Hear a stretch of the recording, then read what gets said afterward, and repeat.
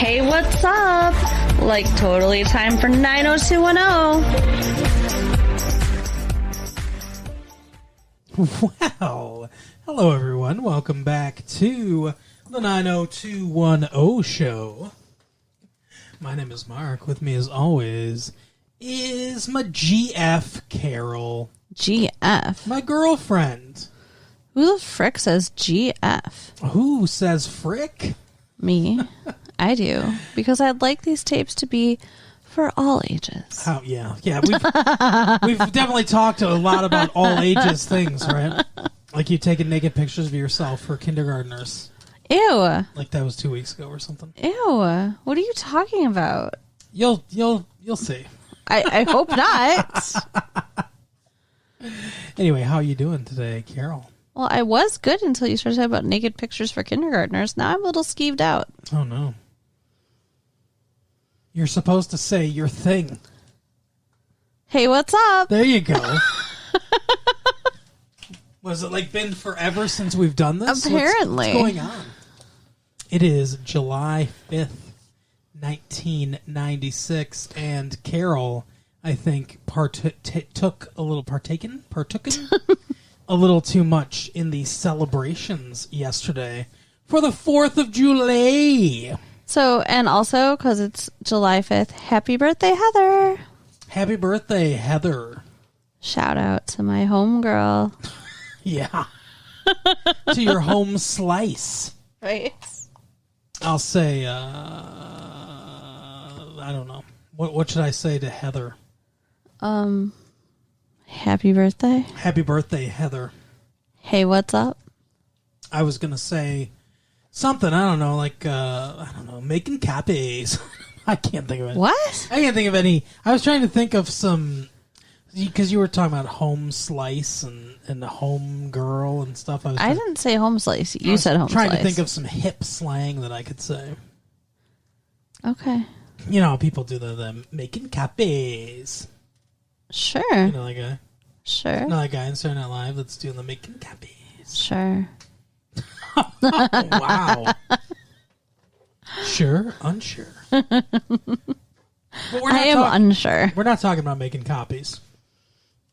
Unless God made a copy of Emily Valentine and placed her at a gas station for Brandon to see. That was so weird. But we are talking about 90210. Oh. Have they ever used that in their marketing ever? 90210. Uh-oh. Because they definitely should. They should. Carol, this is where you tell us what happened on 90210. Are you sure about that? It is. I don't know. Maybe it's where you pass out. Okay. So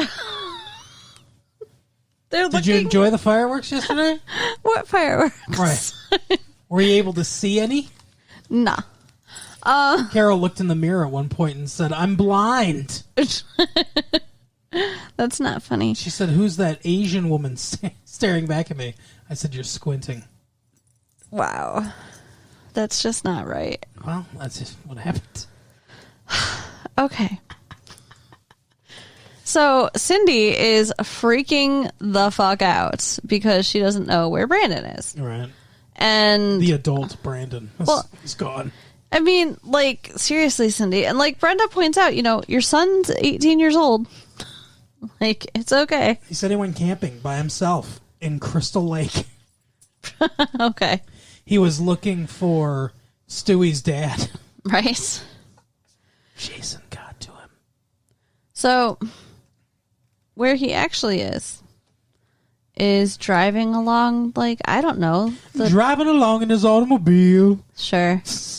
He's in California. He's driving. Yes, that's right. 90210 takes place in California. But I mean, he's correct. I don't know where he was heading. I don't think he knew where he was heading. But like Mark mentioned, he saw the doppelganger of Emily Valentine at the gas station. The old Emily Valentine, though. Bleach blonde hair. Right. With the red beret. And in fact, it was just some other girl with a bigger nose that looked a little bit like her. He runs up and tries to stops the car. Hey! By the hey! way, would you, if someone was screaming "hey" at you while you were pulling away from a gas station, do you think you'd stop? Well, here's the thing, okay, is I've learned my lesson. Because initially no, because on the freeway, someone was screaming "hey, hey" at me like that. And I sped up. It's Saturday. Because I was afraid. I was like, are you going to shoot me? What's going on? They were flashing their high beams at you. Yeah. But it was because I had a taillight out and they wanted to tell me. That seems almost reckless, though. Just for one tail light out.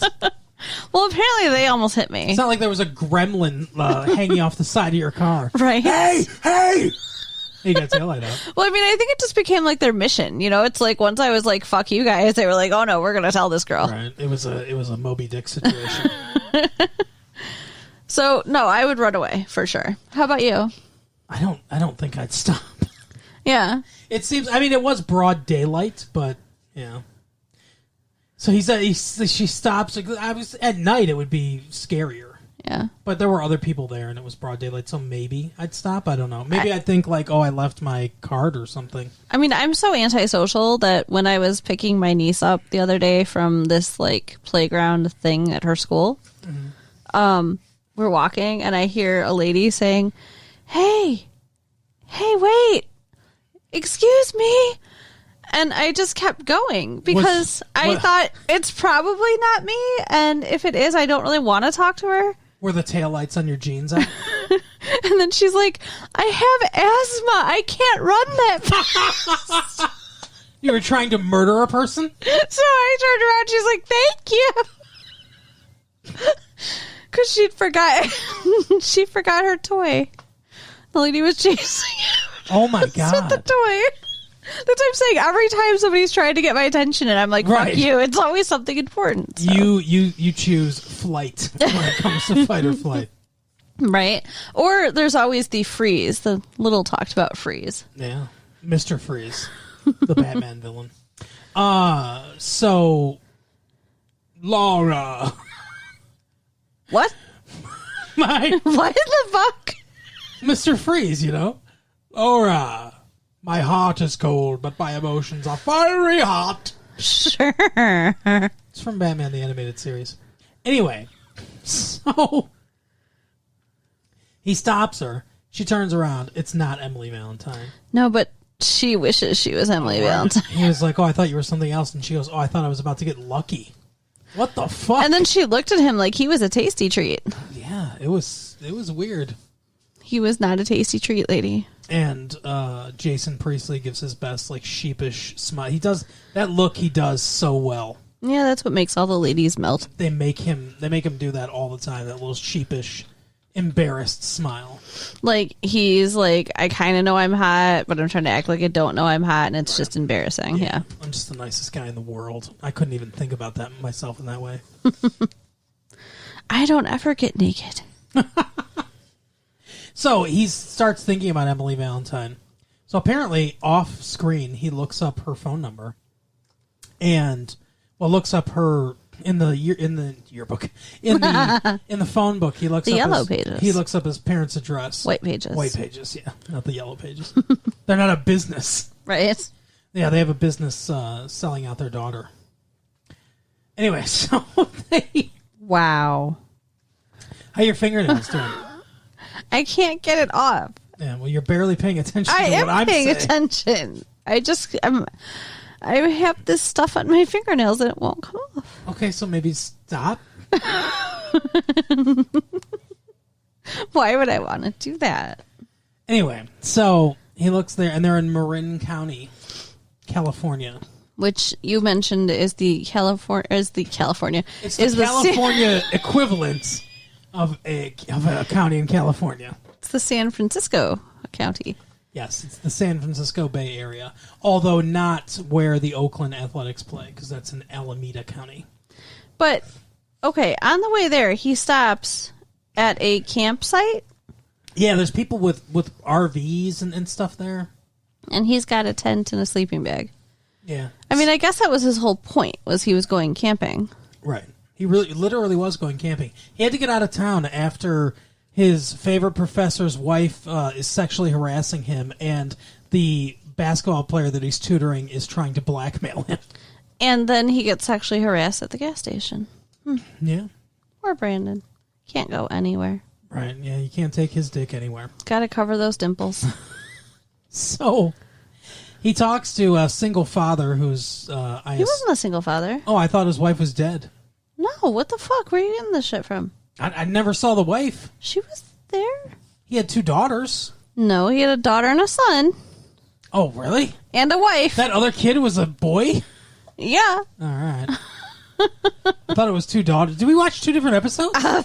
Apparently. Like, I want to go back and watch the scene again to make sure, but... At one point, Brandon wistfully looks out into the countryside, and I could just imagine him, like, marking the place where he buried all his ex-girlfriends. Right? But yeah, he's like, I'm heading up to Marin County. Yeah, Marin County. Whatever. Marin County. Marin. Like Corin. Sure, yeah. Or like Doran. If we're just making things up. But no, Corin is a name. Whose name is Corinne? I have a friend named Corin. She was my pen pal in kindergarten. Okay, Corinne, but not Corin. Same thing. It's not oh, I guess it is kind of Marin. Yeah, okay, all right, whatever. Anyway. I know a girl named Corrine. What do you think of that name? Sounds like Kareem Jabul Abbar. What? Sounds like you have marbles in your mouth. Kareem Abdul-Jabbar. That's it. That's what it sounds like. One of the greatest basketball players of all time. Yes. Sure. The all-time points leader. If I cared. You cared enough to say his name. I know his name, so that means he must be really famous. He was one of the best basketball players ever. Huh? But anyway, her name was Corrine. Corrine Dees. Dees nuts. I was thinking the same thing. You know what's funny is the entire time in high school, or am I still in high school? We don't know. But the entire time that I was friends with Corinne. No, it's Corinne. What's that word salad disease? That's like when you've had a stroke. Yeah, well, that's what's going on right now. Okay. No, the entire time we were there, and no one ever, not even just me, no one ever thought to make that joke. And her last name really is Dees. I just said her full name on our tape. Hey, shout out. Hi, Corrine, if you listen to this. It's not her birthday. What the hell, Mark?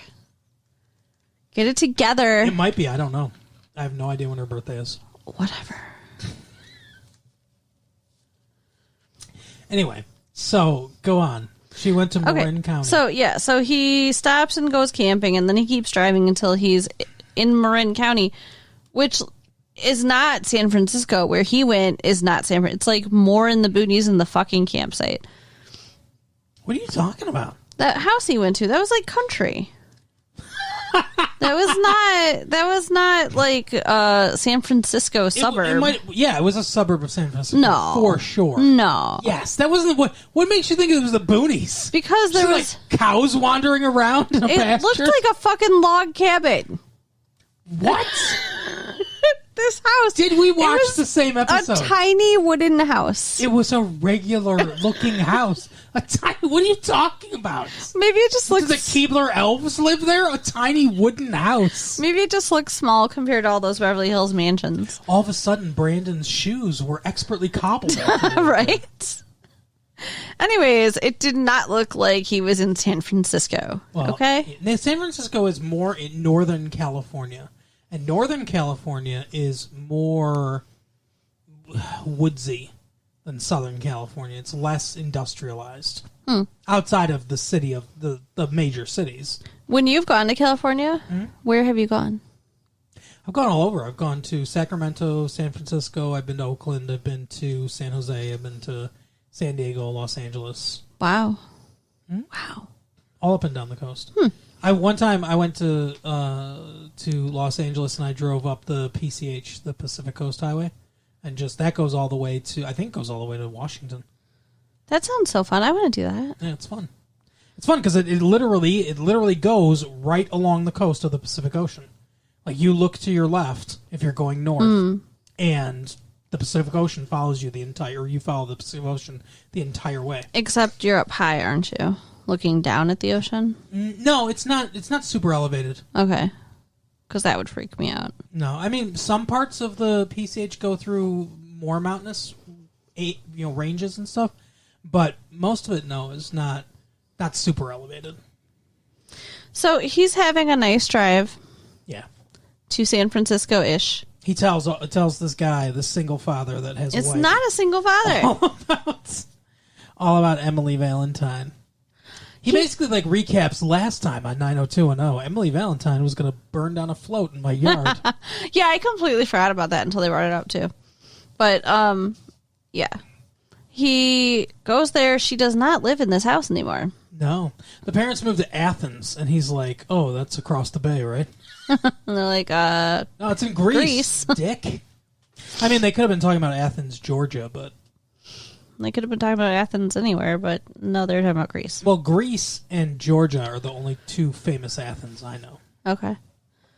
I don't know if there's any other Athens. I didn't know there was more than one Athens. I'm just saying. I'm sure there's more than one Athens, but he seemed to know of an Athens that was across the bay. I think that was wishful thinking. I don't think there actually is an Athens across the bay from San Francisco. So then he's like, well, I guess I'll just bum around San Francisco for a day because then I'm going to go home and eat turkey because I told my mom on the phone when I finally called that I was going to be home for turkey. And she was so excited. So happy. And he says, yeah, well, we brought this camera crew all the way to San Francisco. I might as well get on a cable car that has the San Francisco treat on the side. I want to know where the hell his car is, okay? This is a major big city and he's just riding around on a cable car? Yeah, riding around on a cable car. Yeah, that's a good question. Where did he park it? It seems weird. He parked at a Coit Tower. I mean, if I drove to San Francisco, I would continue to drive in San Francisco. Yeah, San Francisco's not like Los Angeles. It's not... there's traffic, obviously, like in any major city, but it's not insane traffic like in LA. So he sits down on the cable car, and of course...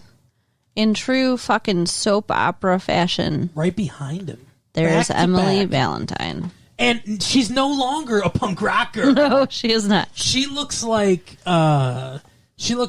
beat poetry Emily Valentine. Yeah, she looks like she should be snapping in the coffee house. Yeah, because her hair is muted colors now. She's wearing brown. She's wearing that's a muted color. She's wearing a black. Says who? It's not a bright, vibrant color. Her hair is not a bright, vibrant color. Why does this have to be a debate? Because I have brown hair. You have red hair. Well, naturally, I have brown hair, and brown hair is beautiful. Don't shame the brown hair. Did I say it wasn't beautiful? Muted? How does muted not? So there's vibrant, light color. Vibrant is beautiful. And what? Why? Because it is. But if somebody had bright blue hair, I might not think that's beautiful. Would you think it's vibrant? Yeah.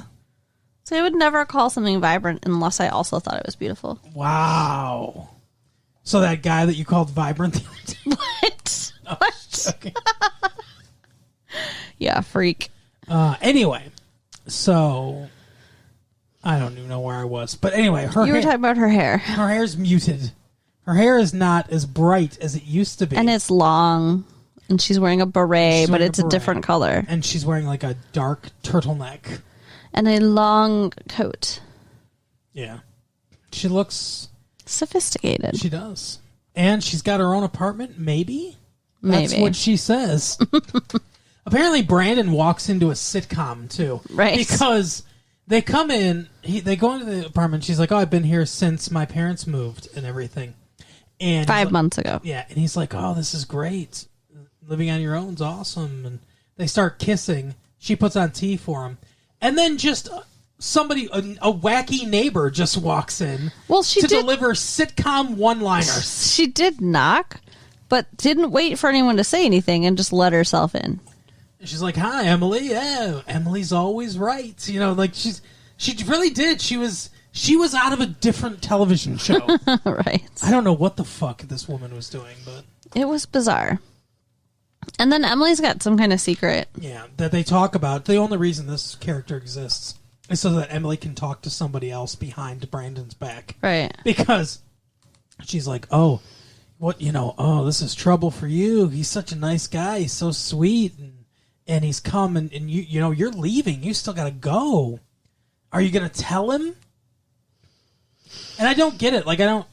Like you said, he has a life in Los Angeles. It's not like he was like, oh, I'm moving to San Francisco. Yeah. Like, what is it? Like, wherever she's going, it's ending in a couple days anyway. Right. I mean, unless she's going to, I don't know, murder a string of men or something. Or she's moving to Beverly Hills. That would be funny. She's going to California University. Ooh. But then why would she be like, I don't want to tell him? Wouldn't that be happy news? Yeah. Oh, and then her neighbor's all like, where did he sleep last night? Oh, yeah. Like, she's all like, did you get any, basically? Like, what the fuck? She's always in this apartment, too. Yeah, it's weird. It's a weird situation. Carol's theory was that Emily is on, like, vacation or whatever, I guess on break. From the mental hospital. The mental hospital? Yeah, I mean, and this is really joking. the other woman's apartment? Because before she could say anything, she's like, oh, that's my neighbor. Yeah. Maybe it's her nurse. Oh, we shall see. But Brandon's not sleeping with her for whatever reason. Like, they slept together before, right? Yes.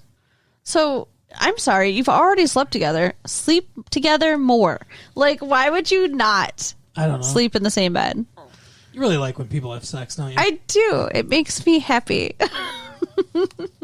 He was talking to the guy at the RV park or the campground, wherever he was, and he was like, oh yeah, I really liked this girl. We really clicked. Everything. And I was thinking like, yeah, I wanted Brandon to be like, yeah, she drugged me and then took advantage of me. It was great. Yeah, they had a weird relationship, and then she stalked him. She brought those prop kids, right, on Halloween, wasn't that her? Yeah. And he was joking about, like, to the guy, or to her, yeah, you sat in my yard with your lighter going, fire, fire, fire. Right. Like, Beavis and Butthead and style. she just laughed. Like, that would be embarrassing. Yeah. But that's kind of how it ends. They have not the episode, but that's how his storyline ends. Yeah. They have San Francisco together. They have Thanksgiving dinner together. He blows off his mom. Dick. Sorry. She burns the turkey, and because she's a pyromaniac, I guess.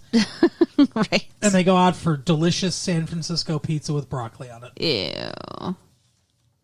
Yeah, I've heard rumors that San Francisco has really bad pizza. It's not good. I wonder why. Like, how do you fuck up pizza? All of California's pizza is not good. No offense, California, but your pizza sucks. Huh. There are 3 cities in the world. Well, the 3 cities in this country. Okay. I'm going to discount Italy, obviously. Right. But there are 3 cities in this country that have good pizza, like excellent pizza. And if you're from one of those 3 cities, any pizza in any other part of the world, any other part of the country sucks. Can I guess? Yes, go ahead. I just want to see if we're on the same page. New York. Correct. Chicago. Yes. Detroit. That's correct. Yes. Those are the 3 styles of pizza. Those are the 3 best cities for the best pizza. And guess what? We're from Detroit, so we get the best pizza. Yeah. And they're all different. New York style pizza is very different from Detroit style pizza. Is very different from Chicago style pizza. Although honestly, Detroit style is my least favorite of the 3. Oh, I think I like Chicago's maybe my favorite. I really like Chicago style pizza, but I think Detroit style is my second favorite. I mean, New York pizza is great. Obviously New York, you love your slice, but it's besides the fact that it's just like extra wide slice that you fold over and stuff like that. I mean. Sbarro. Yeah, kind of, yeah. I mean, don't tell a New Yorker that Sbarro is New York style pizza, but yeah. That's what I love, though. I love getting Sbarro pizza and folding it over and eating it. Yeah, that's more New York style. Yeah. But Chicago is my favorite too, because it's the deep dish. You get all the toppings. So much cheese inside of it. Yeah, well, Detroit's is deep dish. I mean, Chicago's deep dish too. Chicago's deep dish is a little different than the way Detroit does deep dish, but basically, the way Detroit does deep dish pizza is you line the entire pan with butter, and then you put the pizza dough in there, and it basically like boils, fries in the butter while it cooks. And I think it makes the super unhealthy, but I think it makes the crust just super buttery and delicious. Yeah, okay, that's deep dish pizza, but Chicago's it's like pie. It's deeper. Yeah, but they don't do the buttery stuff. Like their crust doesn't get like that, but it's it's more of like a loaf of pizza. It's like a pizza quiche. Yes. Yeah, that's a good way to put it. Well, this has been Pizza Talk. We're going to start making, tapes exclusive to different foods. Yeah, we're just going to... next is tacos. Who has the best tacos? Yo Quiero Taco Bell. I think Austin. Austin's pretty famous for its breakfast burritos. Apparently they have some really delicious breakfast burritos there. I only had one breakfast burrito that I thought was amazing. Yeah. And that was in Las Vegas. Oh, yeah. Las Vegas has got really good Mexican food, too. Yeah, and I have no idea where it came from. Las Vegas. You just said. It just magically landed on my on my desk one day. Every time someone goes to Las Vegas, they get just out of the sky. The city gifts it to you. Welcome to Vegas. The best thing I ever ate, and I could never find it again. You know what else they have good too is sushi and like lobster rolls and stuff like that. Ooh. Yeah. Anyway, we're not hungry or anything. Yeah, we've been on a diet for a while, guys. In case you're wondering. But he's lost 20 pounds. Yeah. Go, Mark. Go you. I lost 11. You've done well as well. Anyway, so on with the show. Other things happened this episode because it's Thanksgiving at the Walshes. Something amazing happens, actually. Oh, yeah? We get to see Rayanne from My So-Called Life. That's right. And Carol pointed out, Carol was like, oh, this is before My So-Called Life. And I was like, oh, yeah, it is. Because sometimes when we're watching this, I forget because we're watching the VHS tapes. Sometimes I forget that this is like, I think we're 2 years behind now. Right. I think it's 2 years behind. Maybe only one. 2.5. No, it's more than one. I think like 2.5 maybe. Like we're between 2 and 3 years, I think, behind. But yeah, so sometimes I forget that. And I was like, oh yeah, that was probably just before My So-Called Life. Yeah, they're talking about how, she's 15 years old and that lines right up too. Yeah, that's right. And John Sears. John Sears thinks that if there's grass on the field, he can play ball. They were trying to make Steve Sanders like a douche, and then they gave up. Oh yeah, they found their new douche. Yeah, they're piling it on right there. John Sears. John Sears, heir to the Sears fortune. So this is not the softer side of Sears. I'll tell you that. They're at this like home for troubled teenage girls. Yeah, teenage runaways and pregnant teenagers. Can I ask whose brilliant idea it is to invite a fraternity over to a home for troubled teenaged girls? Here's a bunch of girls that have daddy issues that have run away from home. Right. Here's some 18-year-old men. Have fun, kids. Right. Oh my God. Yeah, I think it's called Downey House or something like that is what they call it. Yeah. But it's a center for wayward women and pregnant women, battered, abused women to come and live and have a shelter, have people take care of them. And there are professionals that work here. Mm-hmm. I assume social workers, things like that. And the sorority and the fraternity volunteer for Thanksgiving dinner once a year. So they volunteer to help pass out food and basically just help out as like part of their community service. Because I think every fraternity and every sorority tries to do some community service programs. So that's a big part of it, I think. Which, fine, but I think they should have kept it with the sorority, not the fraternity. Not the predators? Yeah. And like they were talking about how John spent all last year in the kitchen with some blonde chick, and he's like, and I spent the rest of the night in the van with her. And they were like, how old was she? And he goes, old enough, if you know what I mean. And Steve becoming a gentleman all of a sudden. He's like, yeah, we all know what you mean, John. Piece of shit. And he's like, pledges only speak when they're spoken to, Steve. Yeah. Now Steve is the victim. So in order to make Steve likable, like to fully transform him from the douchebag into likableness, they had to find an arch villain Right. to put against him. I mean, John Sears is basically the devil incarnate. Right. Which is so weird because he started out seeming so nice. Yeah, well, we got charmed right along with Kelly. Although, I mean, like, I had that kind of skeevy feeling like something was off. Yeah. Did you? Not really. But, I mean, you know. You're a dude. Yeah. He looks kind of like he could be Superman in the movies.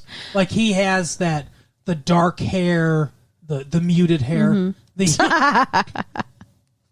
And he's well built. He has a good proportion to him and stuff. Wasn't that one dude's name Marco that Brenda dated in Paris? Polo?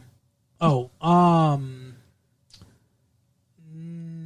yeah, I don't remember his name. Whatever the fuck his name was, he looks like that too. Yeah, same kind of guy. I mean, they're practically the same dude. Was that Dean Cain? Yeah. Okay, so he is Superman. Yes. Yeah. I mean, not at the time, but later. He's another one where, like, you know, a year later or whatever, he became Superman. Yeah. So, whatever. Yeah, he's a nice-looking guy, and unfortunately, he's charming. Yeah, they made him into a snake. But he should be castrated. Yeah, trying to have sex with a 15-year-old. So Steve sees it, and the thing is, though, Steve doesn't like it, but he's not going to do anything to stop it until Kelly and Donna are like, hey, what the fuck is he doing with that 15-year-old? Mm-hmm. And he's like, I don't know. She's like, go stop him. Go out there and make sure he doesn't do anything. And he's like, what am I supposed to do? And they're like, figure it out. So he goes and talks to the president, the new president of the fraternity. Because I guess John was the president, but they had a new election or whatever. I don't know. But so Steve whispers to the president, and they come up with some scheme where it's like, John, you got to go get this plaque right away. And he's like, you go do it, Sanders. That's what pledges are for. Like, he's just constantly trying to be a dick to Steve now. Yeah. Well, Steve had answers for everything. He's like, oh, he told me it's in his room, and he doesn't want pledges going through his stuff. Yeah. So he goes to get it, and when he gets back, they're giving it out because it wasn't there. Right. Like, thanks for the wild goose chase. Yeah, he's pissed, and then John says something. Steve, were you involved in this? He's like, yeah, I was. Asshole. He calls him sir, though. Yeah. But in a very sarcastic way. Yeah, it was pretty cool. But So yeah. Steve stepped up.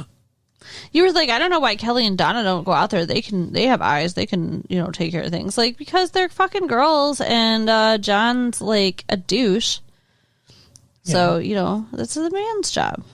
Okay. I mean, I'm saying they could have all gone out together is what I'm saying. Yeah, I guess.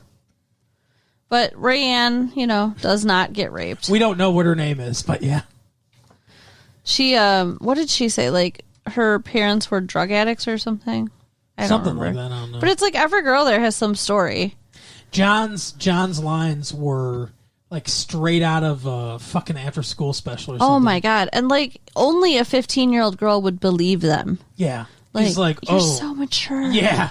You're so much more soulful and mature than the college girls that I'm used to talking to. Just make her feel as special as possible. Yeah, but it's like, you're not special. You're not a fucking special snowflake. No guy is going to think that you're special after 20 minutes. And any guy who tries to make you think that he does only wants in your pants. That's like a demotivational speech right there. But you're not special. You are nothing. Don't believe what they say. It just makes me mad. I agree. Like, young girls are so vulnerable to that shit. Young girl, get out of my mind. Okay. You know that song. Yes. Jay and the Americans, yeah. Anyway, that's who sang that song. What else is going on in this episode? The Walshes are having Thanksgiving at their house, and Brandon's not coming. Right. That's well, Brandon might be coming. We don't know. No, but we do know. We already know. No, we left him and Emily before we before we found that out. Cindy wants to invite more people because Brandon's not going to be there. Right. She's like trying to make up for his absence. So, and everyone wants to go to the Walsh's house. Yeah. Apparently, Cindy puts crack cocaine in her turkey or something. So Kelly invites Dylan to have Thanksgiving dinner with her and Jackie and Aaron. Yeah, and he's like, nah. He said, I'm doing the same thing I do every year, Kelly. I'm going to Baja for Thanksgiving. The waves are calling. I don't do the turkey thing. It makes me sleepy. Fuck traditional family values, he says. So she's like, okay, fine, whatever. And then Brenda invites Dylan to Thanksgiving dinner. Mm-hmm. And she says, oh, you say you're going to go to Baja every year and you always wind up at our house. And he's like, yeah, you're right. I'll be there. Like, what the fuck, Dylan? Carol's reactions to this scene were hilarious. She's like, ooh, oof. So he's going, and then Brenda calls up Kelly. Yeah, and says that her mom wants to invite more people. Why don't you come over here for Thanksgiving? And she invites David, who was supposed to go to Mel's to have Thanksgiving dinner because Mel's new girlfriend was making a turkey for the first time. For the first time, yeah. And he's like, thank God I don't have to do that bullshit. Right. So who else went? Did Donna? Or she? Yeah. Yeah, because Donna was going to her... No, Donna was going to her family's in Houston. Oh, yeah, that's right. So Donna was not there. No. But Dylan and Kelly... And Andrea wasn't there either. Yeah. Dylan, Kelly, and Kelly's mom and little sister and David were all at the Walshes. Correct. And when Kelly sees Dylan, holy shit. Oh, she's so pissed. And Dylan acts like, it's no big deal. Do you think he actually thinks that it's no big deal? I think his point of view is, look, you broke my heart because you said you wanted to see other people. And we're not together, so what do I don't owe you anything. True. Like, I think that's kind of what his point of view is. But he should also be understanding in the fact that, like, it hurts to get rejected like that. Yeah. And then to go to Brenda's house. Yeah, I mean, the whole thing, she didn't even want to ask him. Donna's all like, oh, you never know unless you ask. Right, now she knows. Oh, because she didn't want to get hurt. Yeah. I'm starting to think that they don't ever get back together. No, I don't think they do. That they just have that one conversation where it's like, we're done for good. Like, it's never going to happen kind of thing. Yeah, that makes more sense. That's my thinking about it. So, and Brenda fucking looks so like the cat that ate the canary. Absolutely. Because he calls Kelly out of the dining room because she's God, even was Cindy who says, I think it's a little chillier in here than last year or something like that. And he's like, Kelly, let me see you out here. Right. And you can clearly hear them. And she's like, I invited you to have Thanksgiving dinner with my family. And he's like, I like Cindy's turkey better or something like that. And like Brenda's just like, hell yeah, he likes Cindy's turkey better. Right. It's like, ow, Jackie, that hurts. Likes my pussy better. No, she really did look very pleased. They're totally getting back together. I think so. Well, we'll see. Anyway, so then the last storyline is Andrea going to Dave Rubin's parents for Thanksgiving. She is back and forth the whole episode about whether or not she even wants to go. Yeah, she's like, I don't know if I even like him anymore, and she's very wishy-washy on him. She should just break up with him. Well, apparently she's going to pretty soon. Right. So she goes to this Thanksgiving dinner, and it's really like formal, and there's a ton of people. Yeah. And it's being catered. And across the room, who do we see serving drinks? Yeah. But her baby daddy. Jesse. Soon to be baby daddy. Jesse, I believe his name is. Yes. And you seemed like you were pretty impressed by him. Well, he was very flirty with her, and then when he found out that she had a boyfriend, he was kind of like, he backed off a little bit. But then he was like, I think you have the most beautiful, two of the most beautiful eyes in the world. It's so weird, like he's met people with 5 eyes or something like that. But you have two of the most beautiful eyes in the world, and I'd really like to see him again. And her response is, she gives him her address. California University, Marin Hall, I want to say. Marin County Hall. Right. And then, like, her room. 1401 or whatever. 417. I'm almost sure that's what it was. Wow. So, yeah. I think that's more of like a sex invitation than a take me on a date invitation, don't you? Because you would give him your phone number like that's to what you call said. you and ask you out. Yeah, that's what Carol said. She's like, ever heard of giving someone your phone number? But giving her address, it's like, come fuck me. Yeah. Oh, for sure. And I think that's what's going to happen. Because, okay, it wasn't her first time, but I think it's their first time that she gets pregnant. Okay. And maybe she's even going to cheat. Ooh, and then she gets pregnant. And then she won't know who the baby daddy is right away, maybe. Oh, that would be something. Wow. Maybe that's what happens. We'll don't know. See. It's like 4 episodes away, so... 4 episodes away until she's fully pregnant somehow. Right? Yeah, I don't get exactly how this season progresses, but... She should just break up with this other dude, though. Yeah, she's not... Obviously, she doesn't like him anymore, even. Yeah. Like, congratulations, you lost your virginity... You did it with a professor or assistant professor or whatever. You did it with a professional. He was a professional fuckboy. But time to move on. Yeah. Time to move on to that, I don't know, mocha sugar? What would you call him? I don't know. He's mocha-y. Sure. You seem very uncomfortable with this conversation. It sounds like you're trying to say sexual chocolate. I don't like that. You don't like Coming to America? Sexual chocolate. Anyway, happy Thanksgiving, even though it's 4th of July. Happy 4th of July / Thanksgiving. The 2 most American holidays ever. Right? Yeah. Hey. What a coinky dink. Right. All right, but that is the episode for this week. Carol, why don't you tell the people all the celebrations they can do? Write us at latefee1994@AOL.com. Celebrate us. Check out our website at www.retrolatefee.com. Celebrate you.